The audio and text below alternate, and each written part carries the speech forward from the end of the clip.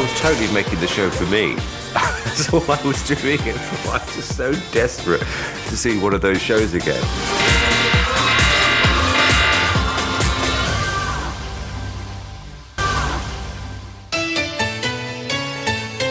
Today, Britain's Got Talent is the biggest variety talent show on TV. Offering the winner a £100,000 prize and the chance to entertain royalty. Over 5 series, the show has become a national institution. It's a spectacle, Britain's Got Talent. On a good night, it's extraordinary. It's got a real heart to it, Britain's Got Talent. You know, you've got all the kids in there, the really kind of cute dancing kids, and you've got the all-in pensioners giving it a last shot. There's a real fun about it. Relax. Yeah. We love a good laugh, we love a joke, and we like a bit of sauce. That's a real variety entertainment show. You've dancing dogs, you've everything on it. You don't know what's going to walk on. Today, Britain's Got Talent's blend of entertainment is hugely popular, but things could have been very different. It's a show that almost never made it onto television at all. Variety talent shows had disappeared from our screens in the 80s after the demise of series like Opportunity Knocks and New Faces. Variety was totally forgotten, and more than just being forgotten, it was a dirty word.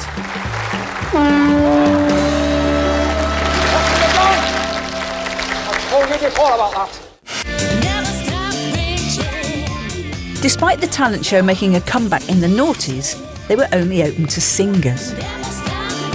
I was watching a show called Fame Academy, and for some reason, I remember thinking, I'd actually like now to watch a dog act. I don't know where this thought came from. And I thought, actually, you know what, if I would like to, maybe other people would. Once I got that into my head, I thought, no, we've got to make this show. Because I was a fan of Opportunity Knocks and New Faces. And so to be able to update that sort of tradition, well, that was a buzz, it really was. Simon Cowell pitched his new idea to ITV, who decided to test it out in the studio. We went ahead with the pilot of Got Talent, and Paul O'Grady was the host. And the judges were Fern Britton, Simon, and Piers Morgan. We set it in a studio, we had all the acts in the audience, and it was like with an old-fashioned scoreboard initially. This is the first time the pilot episode has ever been shown on TV. The most hilarious people started coming out, and in amongst them, yeah, there was some good stuff and there was some really seriously wacky. The magic act was bad. The dancing was hideous. I was totally making the show for me. That's all I was doing it for. I was just so desperate to see one of those shows again. What's the matter? Why did you cut your fingernails? This man came out with a sort of cement mixer on his head. Fern Britton was laughing so much she just couldn't speak. She just had tears pouring down her face. This show's just hilarious. I mean, this show is just brilliant. I'm going to give presentation 3, but 2 of those marks were for the cement mixer. Despite the promise of this new idea, TV bosses were still worried about putting variety back on the box. ITV didn't want it, nobody wanted it. But somebody at NBC in America had heard that I was making a pilot and met with me in Los Angeles, and they literally bought the show in the room. And then because it did well in America, then I sold it back to England.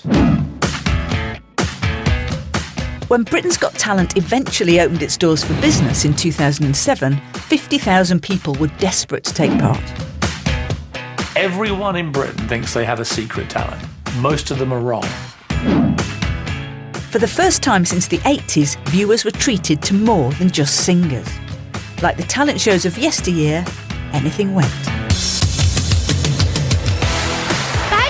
On the wall, have you got no sense at all? Don't you know that wall's been plastered? Now you're stuck, you stupid spider. You don't mind if I nick that one, do you? Cheers. But it wasn't just the variety of acts that were a throwback to the past. Nice to see you. Oh, it's going. Just came to my head, it would be fantastic to have these buzzers. These big X's. It's quite sort of cartoony and it's quite rude and it's different. The buzzer harked back to The Gong Show, an American talent series from the 70s. Larry Trumbo! The Gong Show was a show where you started. Good evening, ladies and gentlemen. You just have to get off.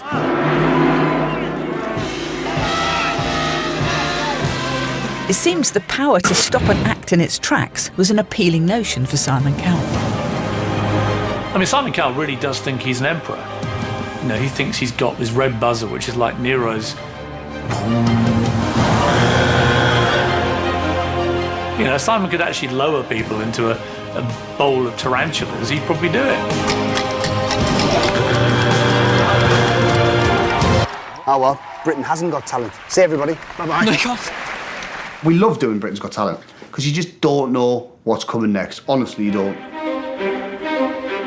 Thanks to the show's open door policy, the weird and wonderful all got their moment in the spotlight. There was this woman who was about my nan's age. She brought her neighbour on who balanced some paving slabs on his back and she got a sledgehammer and smashed them on his back.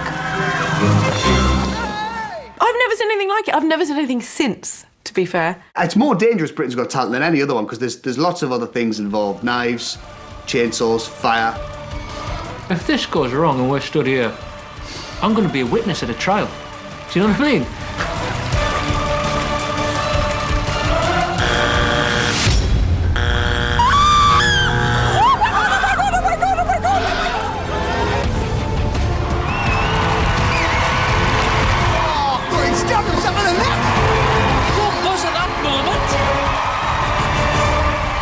Good acts, bad acts, eccentric acts, whatever. Together, they encapsulate what Britain is. And of course, Britain is also a nation of animal lovers. Pets were a much-loved yet long-forgotten part of talent show history. Well, I think possibly they're just that much more intelligent than the critics think they are. I think they could do a lot more than they do, those dogs. In 1973, Harold Gumm and his singing dog Jack entered TV folklore by winning Opportunity Knocks. I think he had the dog by the knackers, you know. He must have done, because how else do you get a dog to sing like that? Hilarious. One man and his dog triumphed in the public vote, beating future Heidi High star Sue Pollard along the way. Thanks to Britain's Got Talent, performing pets are back. The animal things make me laugh the most. I live for those moments, I don't know what it is. I love the pet section because animals are animals and they've never been on a stage 9 times out of 10. They do exactly what they want. It's like a zoo backstage as well. You've got ferrets, dogs. All dumping away and cats. pumping. Get your ferret catching hands at the ready.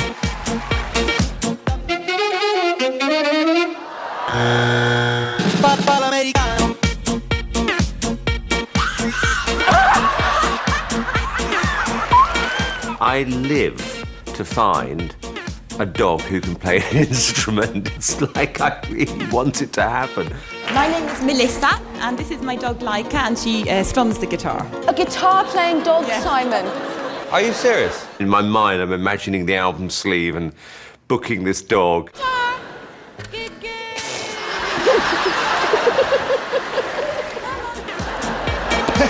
That dog does not play the guitar. I was really disappointed, but I will find it one day. I will die trying. Coming next, he might not have taken a dog to the top of the charts yet, but when it comes to talent shows, he's the man with the Midas touch. We'll chart the rise and rise of Simon Cowell. Onto the scene come this character which you actually love to hate. Although you hated him, you always agreed with what he said. I really love him. Like, I agree with him 100% of the time. Sale of the century.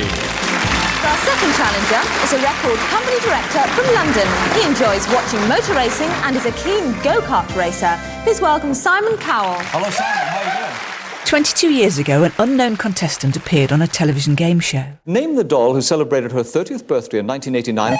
Simon. Barbie. Barbie. I bet you got a Barbie doll. One or two. Little did we know that the man who walked away with the evening's star prize would go on to earn far greater riches from TV shows in the future. In the process, he would become the most powerful man on television. Let's go shopping. Let's do that. Over the past decade, Simon Philip Cowell has come to represent the global power of the TV talent show. Whether you like him or not, his track record is incredible. He's taken a concept of the talent show and turned it into a global phenomenon. Behind that big hair, that big head, he's got a great instinct. Nowadays, everyone's got an opinion on Simon Cowell. But how did he become one of the most recognisable faces on our screens? What's the real Simon like? If I had to say what Simon was like, really, in a few words. Someone here's fishing for compliments, aren't they? Straight speaking. He's loyal, he's trustworthy. Real. He's very real. What you see is what you get. It really surprised me, like, how funny he was. Very bright. I like you. I don't think I thought he was very bright when I first met him. Honestly? Simon's ego is sort of stratospheric. Doesn't really belong on this planet. Simon sent a present to every judge, and it was a picture of himself, and he signed it. He's always thought he dominated the world. Simon Cowell's a nightmare to work with. In a good way. He's a perfectionist. He's a workaholic. Oh, another good day. With all the money he has, and the lifestyle, and the private jets. Have you seen the size of that stretch?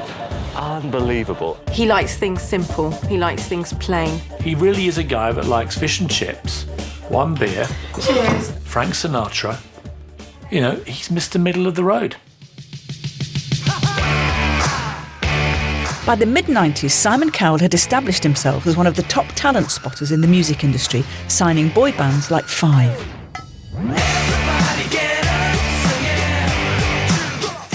Simon was always a good A&R man. He always sold records. They may not have been credible, but they were always successful.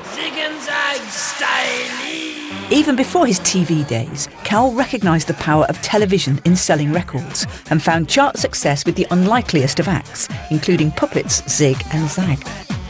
And in 1995, it was another TV double act who would deliver him his biggest ever hit. My love. Robson and Jerome were in a very successful TV drama called Soldier Soldier. You all right? Yeah. You? He saw an opportunity there. They performed on the show, and he knew the show was getting huge ratings, and that was it. What he recognised was that television made stars. He made a fortune with Robson and Jerome. And then what he did was, he decided, I'm going to make television work for me. In 2000, Cowell had turned down the chance to be on the Pop Stars judging panel, but it inspired him to make the move into television himself. Because the Pop Stars was successful, we had to kind of get it off the air quick, because my competitors had the recording rights and it was actually making me feel sick. He joined forces with former Spice Girls manager Simon Fuller, and Pop Idol was born. I thought if Pop Stars was popular, this is going to be better, this is going to be popular. I didn't think how popular. In late 2001, Simon Cowell made his primetime debut. What, Simon? It wasn't very good, actually. And his turn of phrase had viewers hooked. Without being unkind, you will never in a billion years be a pop star. I've been auditioning singers all my life, so we just wanted to make sure that it was as real as possible. If the show was called I Can't Sing Idol, you'd be in the top 10. We turned up to the audition rooms and watched him in action. How can I improve my voice? How can I? Pray for a miracle. And we were kind of open-mouthed about how rude and, well, and brutally honest he was being. You work in a pizza restaurant. That was the equivalent of musical food poisoning. Absolutely appalling. Which aspect particularly? The beginning, middle and the end. Onto the scene come this character which you actually love to hate. Although you hated him, you always agreed with what he said. It was just ghastly. Really ghastly. Actually, that's one of my favourite songs of all time. Not anymore.